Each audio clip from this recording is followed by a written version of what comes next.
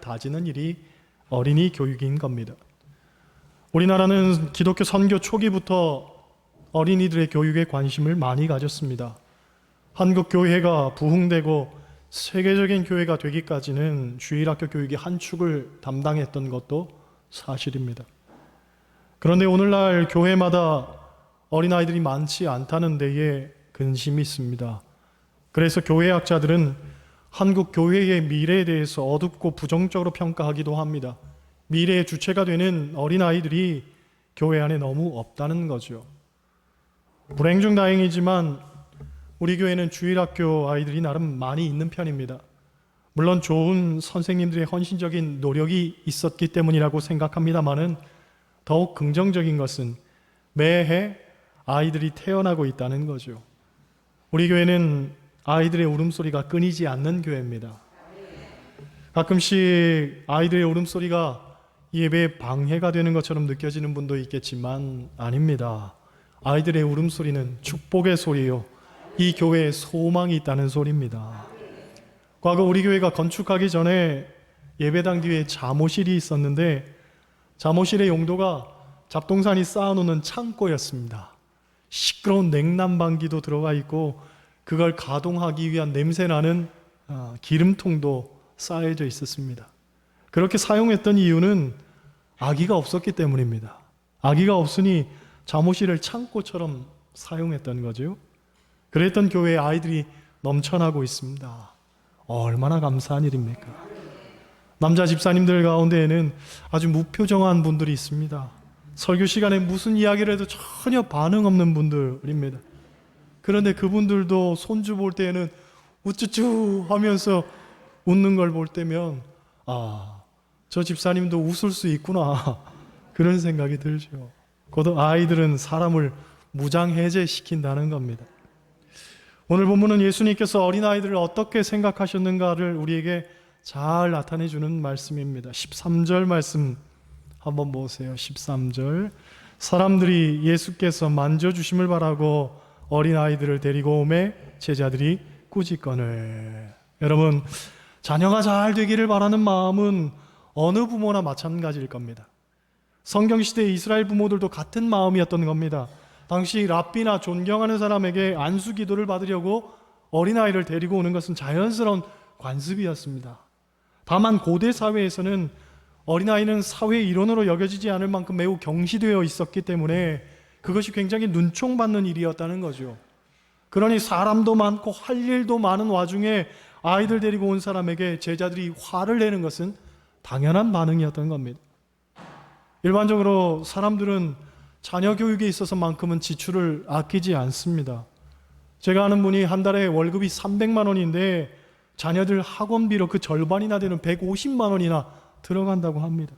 그래도 부족하다고 한숨 쉬는 걸 보면 한국 사회에서 자녀를 키운다는 것이 참 어려운 일이라는 걸 실감하게 되죠. 엊그제 제 아들 책상 하나 사주려고 가까운 가구점에 갔었습니다. 유명한 가구점인데 요즘은 책을 놓는 각도가 조절되는 그런 책상이 나옵니다. 그 책상 앉으면 공부가 더 잘 된다고 하죠. 아이가 마음에 들어 하기에 가격이 얼마나 하는가를 봤더니 크지 않은 책상 하나가 100만 원이 넘었습니다. 정말 깜짝 놀랐습니다. 그렇게 비쌀 줄 상상도 못했기 때문이죠. 아들에게 제가 말하기를, 야, 책상이 각도가 조절될 필요는 없어. 공부는 다 사람 하기 나름이야. 집에 가자. 인터넷으로 사줄게. 그랬어요. 그날 오후에 처가에 가서 장모님을 뵀는데 마침 장모님이 어린이날 맞아서 제 아들한테 책상 하나 사주려고 했다는 거예요. 그래서 제가 오늘 아침에 책상 가격 알아보고 왔는데 장모님 잘 생각해 보세요 말씀드렸더니 얼마나 하는가 물으시는 거예요. 그래서 장모님 책상 하나에 100만 원이 넘어요 그랬더니 그 후로 더 말씀이 없으셨어요. 다른 가구도 비싸지만 왜 이렇게 책상이 비쌀까 곰곰이 생각을 해봤는데 결국은 우리네 현실 때문에 그렇지 않을까 하는 생각이 들었습니다. 우리나라 부모들은 다른 여타 나라의 부모들보다 자녀들의 공부에 관심이 더 많죠. 그래서 대부분의 부모의 이야기는 항상 공부하라로 귀결이 됩니다. 그만 놀고 공부해라. 일어났으니까 공부해라. 밥 먹고 공부해라. TV 끄고 공부해라. 스마트폰 좀 그만 보고 공부해라. 그렇죠? 이 공부하라는 말은 부모들도 학생 때 늘 듣던 말입니다.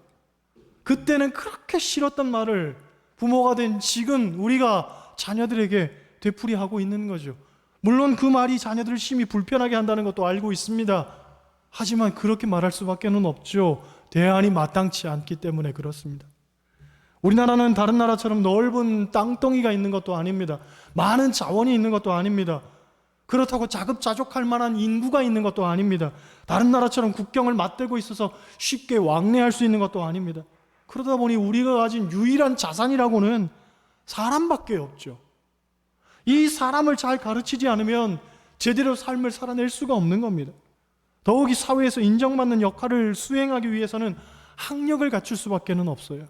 물론 공부를 해야만 대접받는 사회 풍토는 잘못된 겁니다. 분명히 잘못된 겁니다.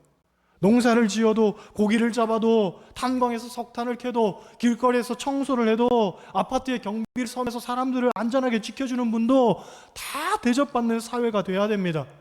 그런 사회를 만들지 못한 것은 분명히 기성세대들의 문제죠. 하지만 우리가 그런 사회를 지향한다고 해도 아직 현실은 따라주질 못합니다. 기본적으로 요구되는 학력과 기준이 있습니다. 소위 스펙이라는 말이 있는데 아직까지도 스펙의 으뜸 요소는 학력이죠. 어떤 사람들은 학력이 전부가 아니라고 하지만 우리 사회의 구조가 필연적으로 그것을 요구하기 때문에 어쩔 수 없이 공부가 강조될 수밖에 없는 겁니다. 그래서 부모가 안 먹고 못 입고 심지어 빚을 져서라도 자식을 가르치려고 하는 겁니다. 그런데 우리 사회가 지향하는 교육에 가장 큰 문제점이 있습니다. 그것은 지식 중심이라는 거죠. 지식으로 평가하다 보니까 지식만 있으면 성공을 합니다. 지식만 있으면 정치인도 되고 지식만 있으면 판사도 되고 지식만 있으면 의사도 됩니다. 그러니 지식은 있는데 간교하고 지식은 있는데 정직하지 못하고 지식은 있는데 자기중심적이고 이기적인 그런 사람들 우리가 얼마나 많이 봅니까? 지식은 있지만 인성이 뒷받침되지 못하고 지식은 있지만 다른 사람 배려할 줄 모르고 더불어 살지 못하고 지식을 가지고 횡포를 부리면서 약자를 돌봐주지 못한다면 차라리 지식이 없는 게 낫지 않겠습니까? 못 배운 사람이 속이면 고작 한두 사람 피해를 보겠지만 많이 배운 사람이 속이면 온 나라가 거덜날 수 있는 거죠. 우리가 겪었던 현실이 그런 것 아닙니까? 때문에 교육의 가장 근본은 영성교육이라는 겁니다. 하나님을 두려워하는 마음, 그것이 먼저 있어야 된다는 거죠. 잠언서 1장 7절을 보면 이런 말씀이 있습니다. 여호와를 경외하는 것이 지식의 근본이거늘 미련한 자는 지혜와 훈계를 멸시하느니라. 여러분, 우리가 추구하고 사는 교육이 지식 함량인 반면에 영성교육의 핵심은 지혜라는 거예요. 지식과 지혜 중에 어느 것이 더 큰 의미입니까? 지혜입니다. 지혜. 지식이라는 것도 결국은 지혜를 위한 도구라고 볼 수가 있습니다. 사람이 60대가 되면 지식의 평준화가 온다고 합니다. 그 후에는 지식보다는 지혜를 통해서 그 사람을 판가름하게 되는데 성경은 말하기를 지혜는 하나님으로부터 오는 것이므로 하나님께서 사람에게 지혜의 영을 부어주신다고 했습니다. 요컨대 지식은 지혜를 위해 있는 것이고 지혜는 하나님께로부터 나오는 것이라면 결론적으로 지식의 근본도 하나님께 있다는 거예요. 다시 말하면 지식이 필요하다면 그것도 하나님께 구해야 한다는 거죠. 많은 사람들이 신앙생활과 공부를 떨어뜨려서 생각하지만 아닙니다. 공부를 해도 하나님 안에서 해야 됩니다. 우리를 지혜 있고 명철하게 하시는 분이 하나님이시기 때문에 그렇습니다. 그런 면에서 우리는 자녀들이 하나님의 말씀을 자꾸 가까이 하도록 가르쳐야 됩니다. 오늘 본문과 같이 예수님의 만져주심을 바라면서 자꾸 교회로 데리고 나와야 하는 거죠. 디모데후서 3장 15절로 17절을 보면 우리가 잘 아는 말씀이 있습니다. 또 어려서부터 성경을 알아나니 성경은 능히 너로 하여금 그리스도 예수 안에 있는 믿음으로 말미암아 구원에 이르는 지혜가 있게 하느니라. 모든 성경은 하나님의 감동으로 된 것으로 교훈과 책망과 바르게 함과 의로 교육하기 유익하니 이는 하나님의 사람으로 온전하게 하며 모든 선한 일을 행할 능력을 갖추게 하려 함이니라. 할렐루야. 이 말씀을 보면 사람이 어떻게 살아야 되는가에 대해서 두 가지를 말하는데 온전하게 살고 선하게 살아야 된다는 거예요. 이것이 지식의 출발점이 되어야 한다는 거죠. 여러분 왜 지식을 갖추려고 합니까? 출세하려고? 돈 많이 벌려고? 아닙니다. 그 지식으로 사람답게 살려고. 사람답게 사는 것은 온전하게 그리고 선하게 사는 것입니다. 열심히 공부해서 온전하고 선하게 살라고 가르쳐야 된다는 거죠. 지금 학교 교육에 자꾸만 실패하는 이유가 거기 있는 거죠. 어떻게 하면 좋은 대학, 좋은 직장, 많은 돈과 부귀 영화를 얻을 것인가 그걸 가르치지만 인생은 그런 게 아닙니다. 인생은 얼마나 가치 있는 삶을 살 것인가, 얼마나 의미 있는 삶을 살 것인가 그걸 가르쳐야 되는 거죠. 우리나라의 아동 청소년 자살률이 지난 4년 사이에 55%나 증가했다는 보고가 있습니다. 청소년 자살의 원인은 91%가 우울감 때문인데 그중 40%가 학교 성적 때문이라는 거죠. 그런데 좀 더 심화된 보고에 따르면 차라리 공부 못하는 아이는 자살하지 않는다는 거예요. 공부를 잘하는 아이들 중에 극단적 선택을 하는 경우가 많다는 겁니다. 곧 학생들이 자살을 생각하는 이유는 공부를 못해서가 아니라 내 삶이 의미가 없다고 생각하기 때문이라는 거죠. 내 삶이 살아갈 이유가 충분하다고 생각하면 어떻게든 산다는 거예요. 그런데 학교에서 그런 걸 가르치지 못하니까 아이들을 죽음으로 내몰고 있는 겁니다. 그렇게 본다면 결국 학교에서 가르치지 못하는 것을 교회에서 가르쳐야 됩니다. 인생의 참 진리는 성경에 있습니다. 하나님 말씀 속에서 내 삶이 얼마나 의미 있고 가치 있는지를 알려줘야 된다는 거죠. 14절 말씀 보세요. 14절 예수께서 보시고 노하시어 이르시되 어린아이들이 내게 오는 것을 용납하고 금하지 말라. 하나님의 나라가 이런 자의 것이니라. 할렐루야. 앞서 말한 것처럼 당시 사회에서 아이들은 경시되어지는 풍토가 있었기 때문에 제자들은 제자로서의 할 일을 한 겁니다. 아이들을 쫓아내고 아이들에게 분을 내고. 그러나 예수님은 노하시면서까지 제자들에게 말씀하셨습니다. 어린아이들이 내게 오는 것을 용납하고 금하지 말라. 하나님의 나라가 이런 자의 것이니라. 얼마나 예수님께서 아이들을 사랑하셨는가 우리가 미루어 짐작해 볼 수가 있는 겁니다. 그런데 이 본문에서 우리가 주목해야 할 것이 있습니다. 도대체 아이들이 어떠하기에 예수님께서는 하나님의 나라가 이런 자의 것이라고 말씀하셨을까 하는 겁니다. 먼저 종교개혁자 칼빈은 단순성을 말합니다. 어린아이는 단순하다는 거죠. 리차드 포스터 목사님은 말하기를 단순성이야말로 하나님의 백성이 가져야 하는 가장 큰 특징이다 라고 했습니다. 여러분, 어린이는 단순합니다. 그래서 겉모술 수가 없습니다. 거짓말을 모릅니다. 어떤 목사님 책을 보니까 교인 가정에 신방 전화를 하면 가끔씩 어린 자녀들이 전화를 받는데 목사님이 안녕하세요 목사님인데 엄마 있니? 엄마 좀 바꿔주세요 하고 이야기하면 엄마 목사님이야 하는 애도 있고 엄마 목사야 목사 그러는 애도 있다는 거예요. 아이가 소리치는 걸 보면 아, 저 집에서는 목사님이라고 안 하고 목사라고 하는구나 금방 안다는 거죠. 그런데 걔 중에는 전화 받는 아이가 엄마가요 없다고 말하래요. 그런 집도 있다는 거예요. 어린아이는 단순한 겁니다. 요즘 서점에서 베스트셀러로 판매되는 책 가운데 나는 인생에서 중요한 것만 남기기로 했다는 책이 있습니다. 요즘 현대인들에게 화두가 되고 있는 것 가운데 미니멀 라이프라는 것이 있습니다. 쉽게 말하면 단순화한 삶입니다. 복잡한 인생 걷어내고 인생을 단순화시키라는 거죠. 현대인들은 너무 많은 사람에 치이고 또 너무 많은 정보에 쌓여 있으며 집에서는 또 너무 많은 일에 허덕인다는 거예요. 그래서 수많은 선택지 가운데 무엇이 중요한지를 몰라서 결국은 쓸데없는 일에 시간과 에너지를 낭비한다는 거죠. 그러니까 덜 중요한 것은 지워버리고 진정으로 중요하게 생각하는 가치들을 발견해서 우선순위에 따라 원하는 삶을 창조하라는 것이 핵심적 내용입니다. 그런 면에서 신앙생활을 진단해 보면 결국 중요한 핵심은 하나님만 바라보는 것입니다. 복잡할 것 하나도 없습니다. 오직 하나님이면 됩니다. 그동안 한국교회가 교회 부흥을 위해서 온갖 세미나와 프로그램을 발굴하며 거기에 골몰해 왔습니다. 그런데 시간이 지나고 나니 이런 것들이 교회를 부흥시키는 것이 아니라는 걸 깨닫게 되었죠. 결국 교회의 본질은 기도와 말씀인데 그걸 간과하고 형식과 외형에 현혹된 그런 신앙생활을 장려해 왔던 겁니다. 물론 아직도 거기에 미련을 버리지 못한 목회자, 성도들은 교회가 어떤 프로그램을 하고 있는가, 어떤 세미나를 하고 있는가, 무엇이 좋은가를 묻고 있지만 아닙니다. 교회는 기도와 말씀에만 전무하면 됩니다. 그러면 성장 동력은 자연히 따라오는 거죠.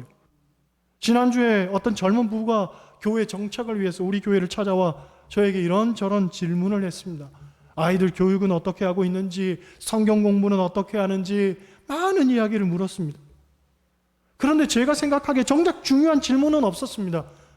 그런 것들은 별로 중요치 않기 때문에 그렇습니다. 정말 하나님을 제대로 믿으려면 어떻게 해야 될까요? 그걸 물어야 되는데 그게 아니라 당신들이 생각한 기준을 이 교회가 맞춰줄 수 있는가? 그걸 저에게 묻고 있는 거예요.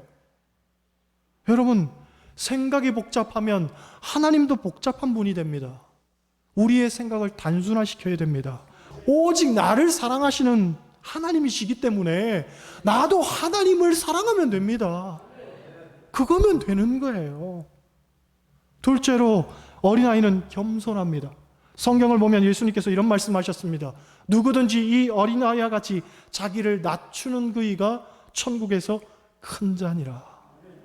여기서 낮춤은 모자람의 의미가 아니라 철저한 맡김의 표현입니다. 쉽게 말해서 어린아이가 부모와 있을 때에는 난 못해요, 아빠가 해줘요. 나는 못해요, 엄마가 해줘요 하는 거죠. 어린아이의 눈에는 부모밖에는 없는 거예요.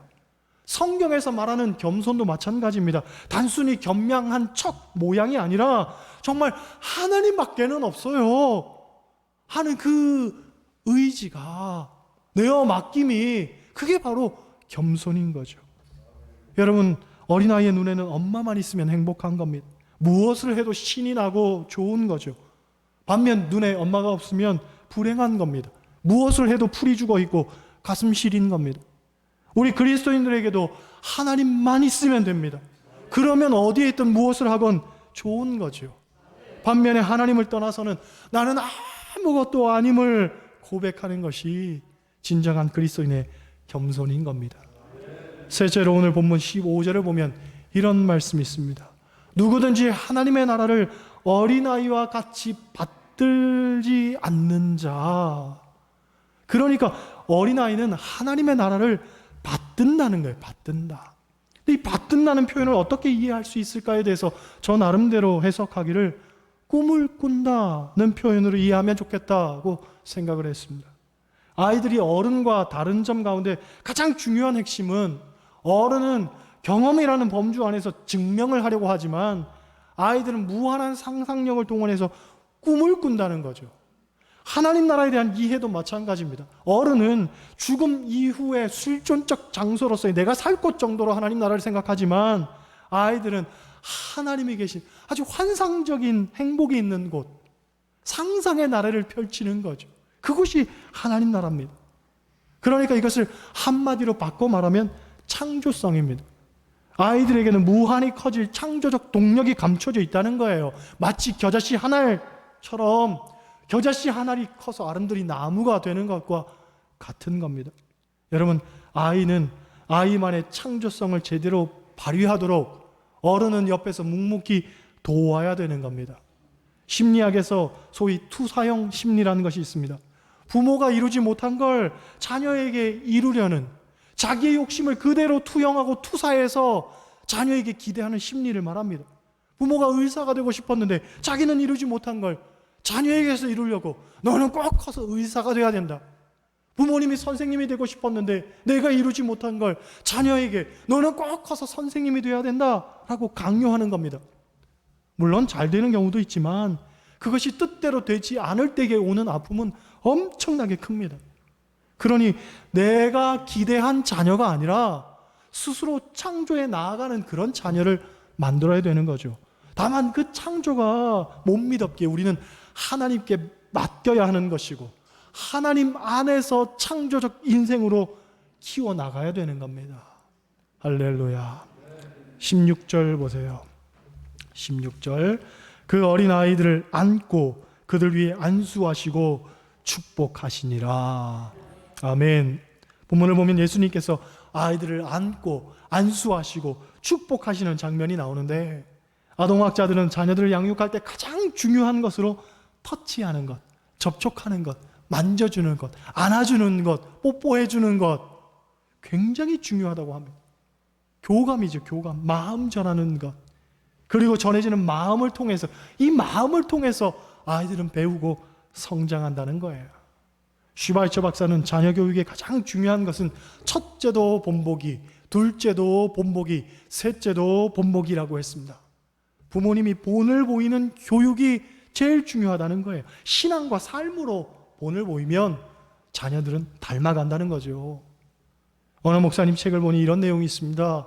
교회 권사님 한 분이 계신데 남들이 봤을 때는 1등 권사님이라는 거예요. 모든 집회 열심히 참석하고 봉사도 열심히 하고 기도도 청산유수입니다. 그런데 아들이 고3이 될 무렵 아들에게 말하기를 너 지금부터 딱 1년만 교회 쉬고 대학 입학한 후에 교회 나와서 봉사해라 했다는 거예요.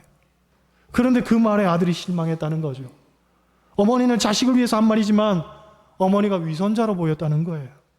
결국 그 말을 들은 아들이 교회를 완전히 떠나버렸다고 합니다.